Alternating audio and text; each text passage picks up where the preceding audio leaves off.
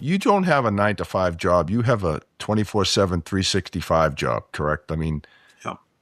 I got to believe you're thinking about this weekends, vacations, what could possibly go wrong, right? Yep. All the time. So, Joe Ross, I have a question for you, Joe. Like when you were hit with a cyber attack, and I guess that first hour is critical, and you probably had other leaders within the organization. Do you guys have like a cyber reaction group that you meet up with the different leaders of different business units within your organization and make decisions? We do. We have a security team of 5 or 6 that's what they do on prem, and then we're also a Falcon complete shop. So every server, every endpoint, if something hit us and we don't know about, I have another team on incident respond that's overlooking my internal team. So we invested heavily on that because it's not about if, it's when, right? Yeah. And we think that's money well spent on that side. Luckily, we haven't had anything, but we've had some ransomware attempts, and within 2 or 3 minutes, that machine is taken offline. The blast radius is very small, and we write some rules and detection rules. I mean, we're really good at learning what people do. It's the things that we don't know that are really, and with AI, it's getting very interesting. The vibe coding and the what do they call the new slang out there now is, what do they call it? Vibe slop, right? Because I mean, I know people now that these are senior developers that full stack developers knew everything. Now you got these new junior guys writing front end applications soup to nuts in 15 minutes. They don't know how it all works, but I mean they got you a live web page with SSO. It's working. But there's a lot of security problems that we're finding out. We're using a lot of third-party, code analyzers that is just really scanning code, looking for vulnerabilities or bad methods, and we're making a pretty substantial investment in that. Yeah, to be on the proactive side of things. Well, I think would be interesting as more organizations roll out AI internally and give that AI more access to internal information. I got to imagine like the nightmare scenario is a hacker gets access to that AI, right? And now you've got this full purview. I mean, even internally, one of the things that I think about is that a lot of times people don't get access to stuff that they have access to because they don't know. They don't know they have access. They don't know where to go find it. But as soon as you make something available that they can just ask, it's like, oh yeah, absolutely. So any kind of weakness or flaw you have in your environment gets exposed. And I would just, it's frightening to think about an enterprise AI solution that has everything in it, then potentially getting exposed to the bad guys, right? And what they could do with that data. It's pretty extraordinary. Well, that's a new program, Terry, that I'm working on right now is how does AI fit in the disaster recovery plan, right? Because you look at how fast it's growing and how dependent companies are coming on it, right? Right. If I lose in 2 or 3 years, I would make an argument that the AI is going to be just as important as the identity.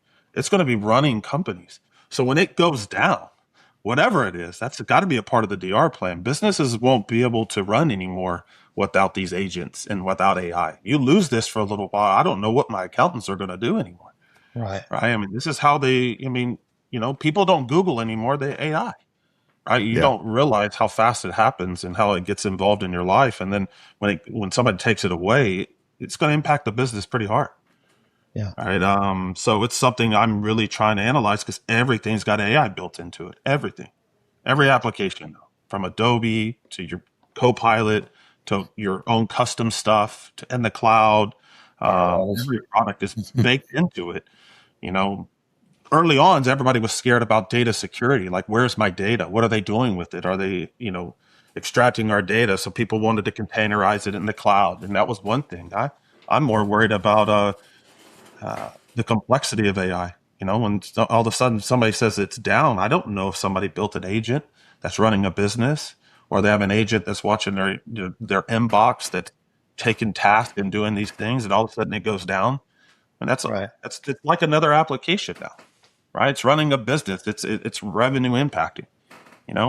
What's your plan for it? How do you write the dependencies for it? How do you know where it's at? How do you DR it? How do you back that up? Well, in an organization, I'm learning.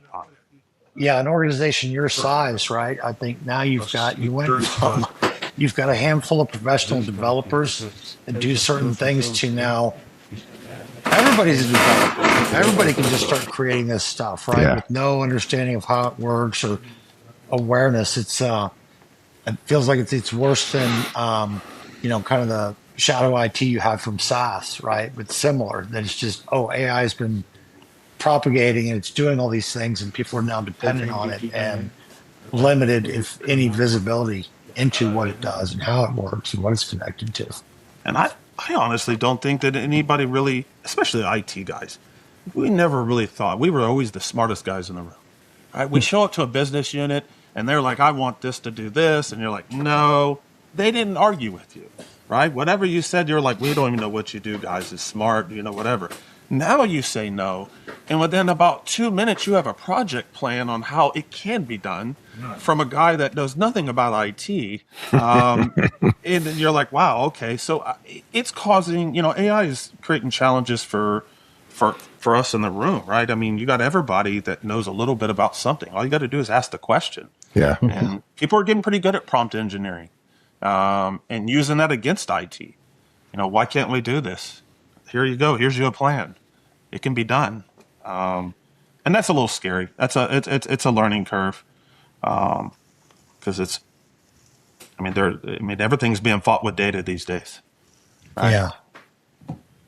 Well, we just need to use the tool that's working against us. Like, to your point, I spent a lot of time walking into meetings, and to your point, someone already has the answer because they've used AI to generate their series of questions in their knowledge base, and I'm competing against my knowledge against AI to say, well, that's not true, and here's why. And they go, but this says this. It's like, but if you understood how this mechanism really worked, that's a fallacy. That's not right.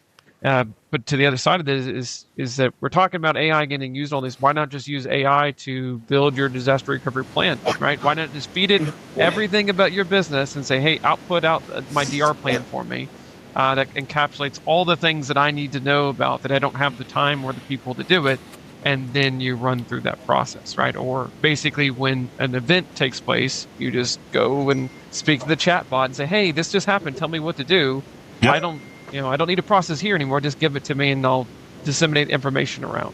To that point. That's kind of where we're headed on a lot of fronts. Yes, you still have to have technical skill sets, in our roles and things like that. But for the most part, it's like let's take a load off of our resources by leveraging AI to solve, let's say, 80% of the problem, right? Create the documentation, create the procedures, and then we'll validate whether or not these actually work or not.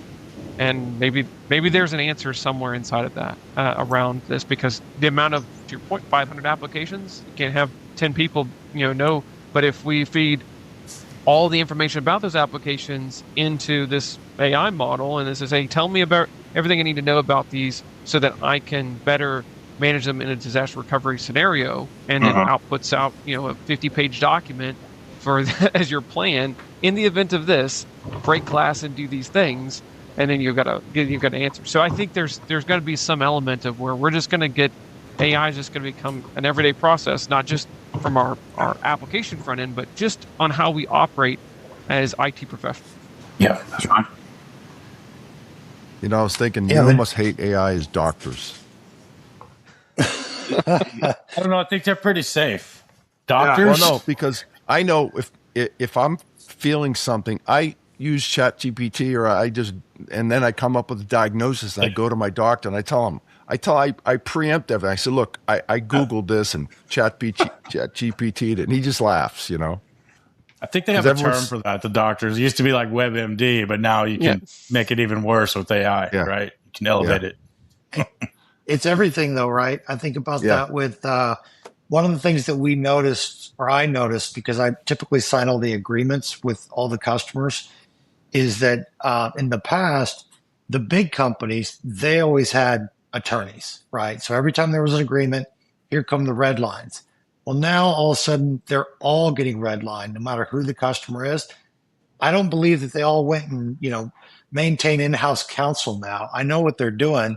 They're all feeding it into ChatGPT, right? And so now you're arguing with ChatGPT, and I feed it into my ChatGPT, and it's just, well, let's just let the AIs duke it out about what's acceptable and what's not.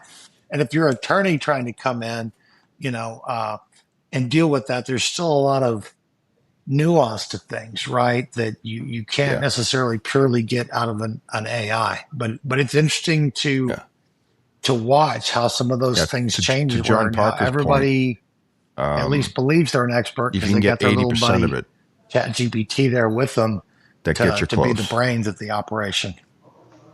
Yeah, and I think you're going to see a big shift in the future where a lot of people are going to stop using the public LLMs as much. So again, this is just my conspiracy theory here. I think they're going to stop using it and bring it more in-house and use open source and train it for strategic things that they need for the business. I think that's the 100%. Best strategy.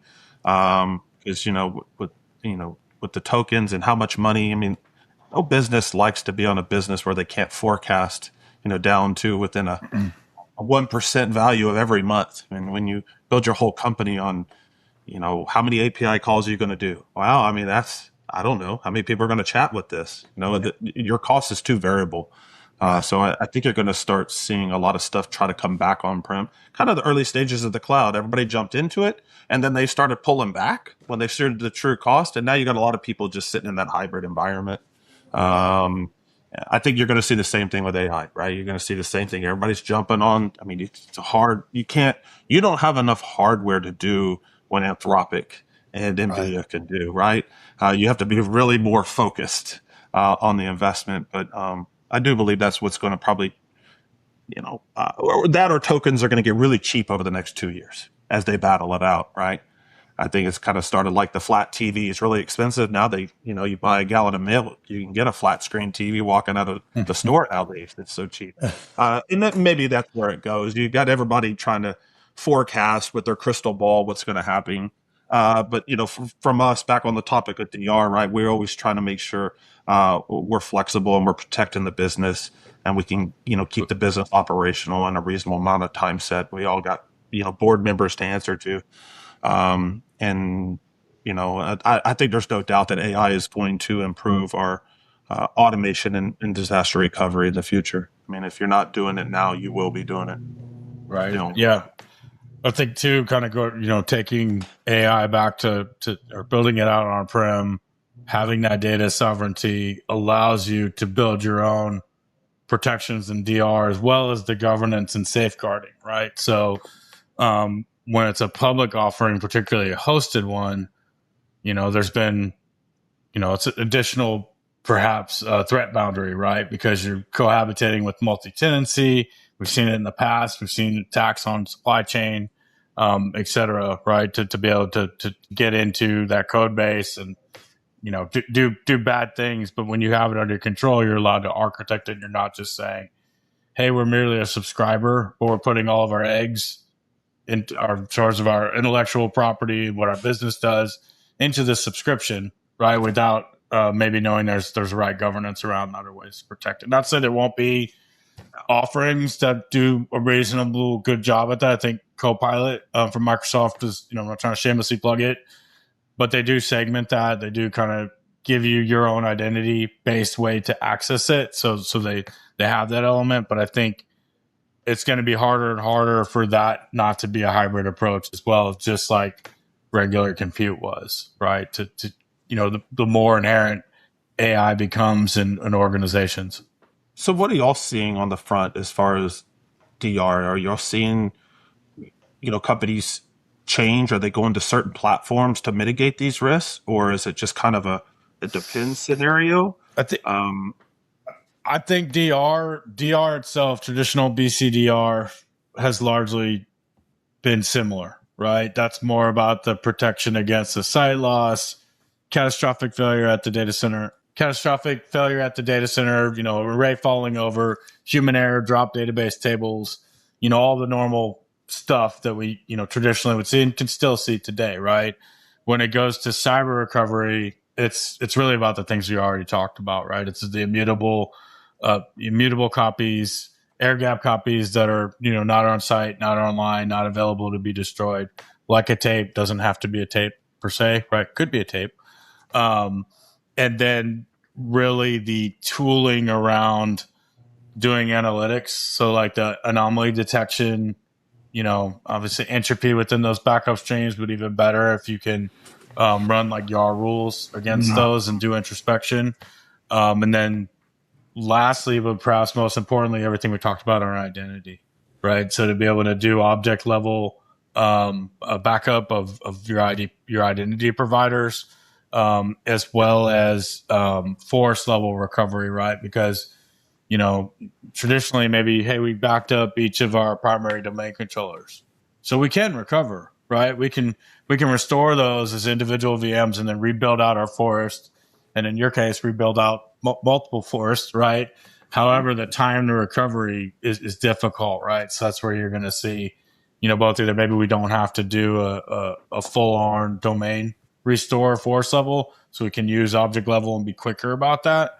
Or if we do have to do a forest level recovery, we can orchestrate that out, right? So that it's not something that's takes a lot of time and has more risk. So yeah. That's probably been the biggest trend, in my opinion, is the identity part, right? And kind of draw some close cousins to that, right? With DNS, right? DNS is going to be almost just as important, right? As well as any sort of communication services, right? The networking, et cetera, right? That you're able to do that. We pick on relatively quickly. We pick on the identity because I think most of the admins out there, we gave up identity. That was the first thing we gave up. Like, we just moved all our identity to the cloud. We're like, I don't want to mess with it anymore. Yeah. And like I said, they're up 99% of the time, but it's that when it's down, it's devastating. And there's not really a good DR strategy that I've found yet for the identity providers, whether you're Intra or Okta. I mean, if Okta goes down, there's not a little button I can push and say, okay, now Intra is going to take over my identity, right? It's not like we can do for our traditional backups and, DR plans. That one's, that's the one that keeps me up still. And I wish I could find a way. Somebody will come up with a product that will allow us to do it. I think that's changed part of the conversation, Joe, to the point of, you're right. We gave up identity because it was easy, right? And especially when we needed to push it to the cloud because we had this mass migration of SaaS-based applications and all the stuff that we needed to have single sign-on tied to it. And only way to really do it was you either had to get a bridge identity provider, right? Because you were still on-prem Active Directories or you just moved to Entra together and then you had SAML built into it and you could tie it. But what I'm saying, at least on the security front side, is that there's kind of this, I don't know, let's say Renaissance, this retro feel of going back. It's like, did we give up too much, right? Do we need to go back to a different way and be using bridge tools, in order to provide SAML authentication, whatever it is, but our identity is still ours to own and control, so that whenever there is an event, we are the only reason why it's not back up, because we can restore it. We have it's on a hard drive in the back room. We can go pull it out and plug it back in or whatever. Right. So we're seeing some interesting conversations head that way until we get a better feel of like, what is our answer when there's a problem? And I'll pick on Microsoft because it's the big guy in the room. Like, if Microsoft has an outage, right? If they have an outage that impacts Entra, there's nothing you can do. Like, I mean, no. We all sit here as like, hey, I'm going to go have lunch now and wait until it comes back up or whatever that looks like. And there's no other answer that you can really give beyond. It's like, well, we just have to wait on the outage to be done with because it's not in our control. So again, I go back to say that we're seeing this kind of rise in a separate conversation. Was like, if we can't bring it back up, we can't own it. Have we given up too much of our control to the cloud, right, and whatever provider, and maybe we should look at a different way of doing this. And we're seeing this take place in some small subsets of what we'll call critical infrastructure areas, where it's like, hey, this cannot be down ever, and we, whatever that looks like. And so the answer to this is it's over here in its bubble, it's separate, and it's completely, and then they start building off of that same idea. So that's what I've seen, at least. I think some of those things will evolve over time too. I mean, we're already seeing Microsoft kind of come back with the idea of Microsoft 365 local and intra-local. A lot of our more mature enterprise customers like yourself are hybrid AD already, right? They're already hybrid AD. So depending on how that's configured, right, you may have kind of the primary source be AD local, and then intra to augment it, right? And there's maybe not write back from intra, et cetera. But I think the general direction of Microsoft, I think it's going to take a while for it to play out on the horizon, is to really give you kind of the modern work intra ID in Azure, but in a localized flavor, so that you can have that sovereignty or at least protection back on prem. Now, a lot of that's going to depend on how they broker all the clients, right? Are the clients going to know to automatically point back to on-prem? Or are they going to still try to go through, the Azure front door, right, to get in, right? Because that would obviously break it. But I think you're seeing, as John pointed out, kind of a trend to build in that direction. It's just, unfortunately, it's not there yet, right? That story hasn't really played out to solidify and have solutions, because you're absolutely right. I can protect intra ID all day, but I can only recover it back to intra ID.